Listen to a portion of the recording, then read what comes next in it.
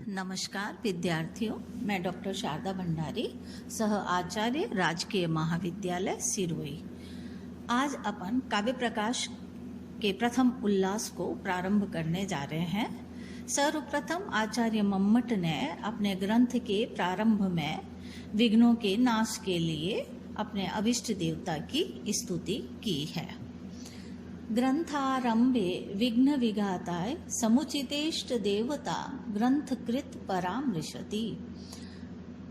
ग्रंथकृत ग्रंथकार ने विघ्न विघाताय विघ्नों के नाश के लिए ग्रंथारंभे ग्रंथ के प्रारंभ में समुचित इष्ट देवताम उचित इष्ट देवता का स्मरण करते हुए मंगलाचरण किया है। नियतिकृत नियम रहिताम ह्लादेकमयीं मनन्य परतंत्रताम नवरस रुचिराम निर्मितिं मा ददति भारती कवेर जयति। नियतिकृत नियम रहिताम, नियति के द्वारा निर्धारित नियमों से रहित, ह्लादेकमयीं केवल आनंद मात्र स्वभावा, अनन्य परतंत्रता कवि की प्रतिभा को छोड़कर अन्य किसी के अधीन न रहने वाले, सड नवरस रुचिरा नौ रसों से मनोहारी, निर्मितिम काव्य सृष्टि की आददति रचना करने वाली, कवेर भारती कवि की भारती, जयति सर्वोत्कर्षशालिनी है। आचार्य मम्मट ने अपने इस स्तुति, अपने इस मंगलाचरण के लिए वृत्ति में इसको इस प्रकार से समझाया है। नियति शक्त्या नियत रूपा, ये जो ब्रह्मा की सृष्टि है वो नियति शक्त्या, नियति के सामर्थ्य से, नियत रूपा निश्चित स्वरूप वाली, सुख दुख मोह स्वभावा,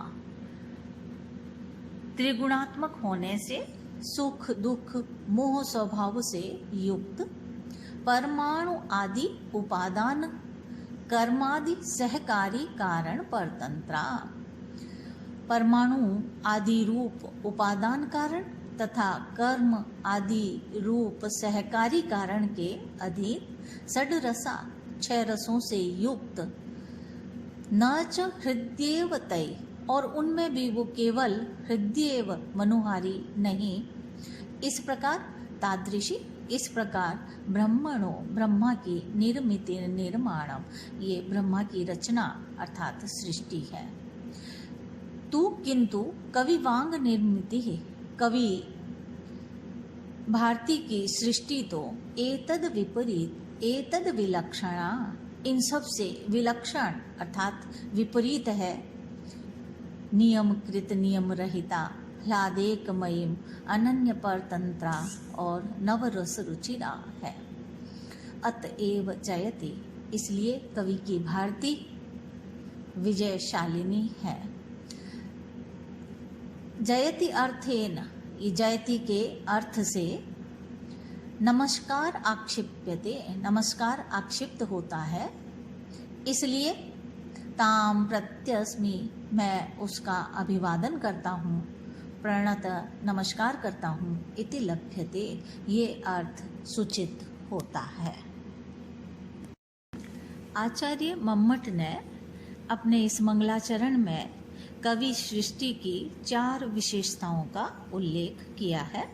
ध्वन्यालोककार आनंद वर्धनाचार्य ने कवि को स्वयं प्रजापति या ब्रह्मा और काव्य संसार को उसकी सृष्टि कहा है। अपारे काव्य संसारे कविरेकः प्रजापतिः, यथास्मै रोचते विश्वं तथैदं परिवर्तते। इस अपार काव्य संसार का निर्माता कवि है और उस कवि प्रजापति की इच्छा और रुचि के अनुसार ही इस काव्य संसार की रचना होती है। यह कहकर आनंद वर्धनाचार्य ने कवि के असाधारण महत्व का प्रतिपादन किया है, पर आचार्य मम्मट उससे भी आगे बढ़े हैं। उन्होंने कवि की सृष्टि को ब्रह्मा की सृष्टि से भी उत्कृष्ट माना है और इस प्रकार कवि की सामर्थ्य को ब्रह्मा के सामर्थ्य से अधिक महत्व प्रदान किया है। ब्रह्मा की सृष्टि की अपेक्षा कवि की सृष्टि में काव्य प्रकाशकार आचार्य मम्मट ने 4 प्रकार की विशेषताओं का उल्लेख इस मंगलाचरण में किया है। पहली विशेषता यह है कि ब्रह्मा की सृष्टि नियतिकृत नियम सहिता है, परंतु कवि की सृष्टि नियतिकृत नियम रहिता है। उसके द्वारा किया गया नियम यत्र पद्मत्व तत्र सौरभ विशेषः, जहाँ पद्मत्व होता है वहाँ विशेष प्रकार का सौरभ रहता है। इस प्रकार की व्युत्पत्ति को नियतकृत नियम कहा जा सकता है। ब्रह्मा की सृष्टि इस नियतिकृत नियम से युक्त है। उसमें इस प्रकार की व्याप्ति पाई जाती है कि विशेष प्रकार के सौरभ आदि का विशेष पदार्थों के साथ ही संबंध होता है, परंतु कवि की सृष्टि में इस प्रकार का कोई नियम नहीं है। उसकी सृष्टि में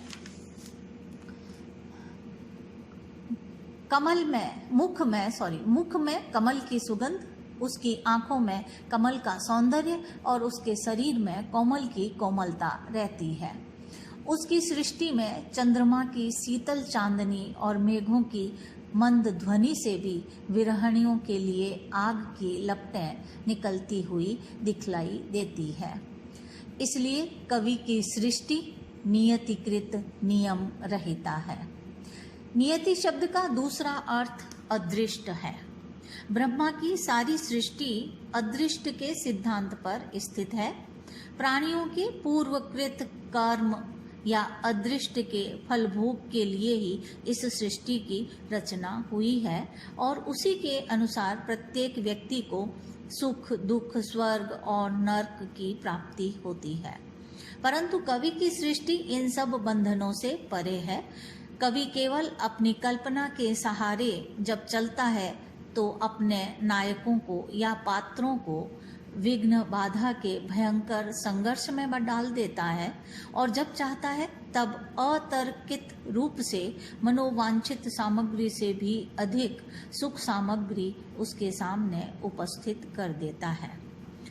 स्वर्ग प्राप्तिरेनेव देहेन वरवर्णि के अनुसार वह इसी शरीर से मनुष्य को सदेह स्वर्ग में पहुंचा सकता है। इसलिए कवि सामर्थ्य ब्रह्मा के सामर्थ्य से कहीं अधिक है। मंगलाचरण के श्लोक में नियतिकृत नई नियम रहिताम लिखकर आचार्य मम्मट ने कवि भारती की इसी विशेषता का उल्लेख किया है। कवि सृष्टि की दूसरी विशेषता ह्लादेकमयी है। ब्रह्मा की सृष्टि में सुख दुख दोनों का अस्तित्व है। कोई प्राणी संसार में रहकर दुख से नहीं बच सकता। सांसारिक सुखों के साथ दुख का भोग अवश्यंभावी है, परंतु कवि की सृष्टि में दुख का अस्तित्व नहीं है। उसकी सृष्टि में जब हम इंदुमती के वियोग में अज को विलाप करते हुए सुनते हैं और जब उत्तर रामचरित के कवि को सीता वियोग में रोते हुए रामचंद्र को देखकर अपि ग्रावा रोदत्यपि दलति ब्रजस्य हृदयम, पत्थरों को भी रुलाते हुए पाते हैं, तब उस करुण रस में भी आनंद का अनुभव करते हैं। उस आनंदातिरेक से द्रवीभूत होकर नेत्रों से अश्रुधारा प्रवाहित होने लगती है। कवि की सृष्टि में रुदन एवं क्रंदन से भरा हुआ करुण रस भी आनंदानुभूति स्वरूप ही है। इसलिए कवि की सृष्टि ह्लादेकमयी अर्थात केवल सुखमयी है। कवि की सृष्टि में तीसरी विशेषता आचार्य मम्मट ने अनन्य परतंत्रताम इस पद से प्रदर्शित की है। ब्रह्मा की सृष्टि प्रकृति अथवा समवायी असमवायी निमित्त कारण आदि के बिना संभव न होने के कारण इसके अधीन है। परंतु कवि की सृष्टि के लिए कवि की अपनी प्रतिभा के अतिरिक्त अन्य किसी सामग्री की आवश्यकता नहीं होती। वह किसी दूसरे के अधीन न होने से अनन्य परतंत्रता है। इसलिए वह ब्रह्मा की सृष्टि की अपेक्षा उत्कर्षशालिनी है। ब्रह्मा की सृष्टि की अपेक्षा कवि की सृष्टि में चौथी विशेषता यह दिखलाई है कि ब्रह्मा की सृष्टि में मधुर, अम्ल, लवण, कटु, कसाय और तिक्त केवल ये 6 प्रकार के रस पाए जाते हैं और उनमें से भी सब रस मनुष्यों को प्रिय नहीं होते हैं। कटु रस अत्यंत अप्रिय होता है। परंतु कवि सृष्टि के रसों में एक विशेषता तो यह है कि उसमें 6 रसों के स्थान पर श्रृंगार, वीर, करुण आदि 9 रस है, जैसा कि अभी कहा जा चुका है। दूसरी विशेषता यह है कि वे सब रस केवल आनंदमय ही होते हैं। इसलिए कवि की सृष्टि नवरसा और रुचिरा होने के कारण ब्रह्मा की सृष्टि की अपेक्षा अधिक उत्कृष्ट है, यह ग्रंथ का अभिप्राय है। इस प्रकार ब्रह्मा की सृष्टि की अपेक्षा कवि भारती की रचना में 4 महत्वपूर्ण विशेषताएं पाई जाती है। ब्रह्मा की अपेक्षा कहीं अधिक उत्कृष्ट सृष्टि की रचना करने वाली कवि भारती जयति अर्थात सर्वोत्कर्षशालिनी है। यह लिखकर मम्मटाचार्य ने अपने ग्रंथ के आरंभ में कवि भारती का जय जयकार किया है और उसके द्वारा कवि भारती के प्रति अपनी सम्मान भावना द्वारा नमस्कार भी सूचित होता है। धन्यवाद। नमस्कार।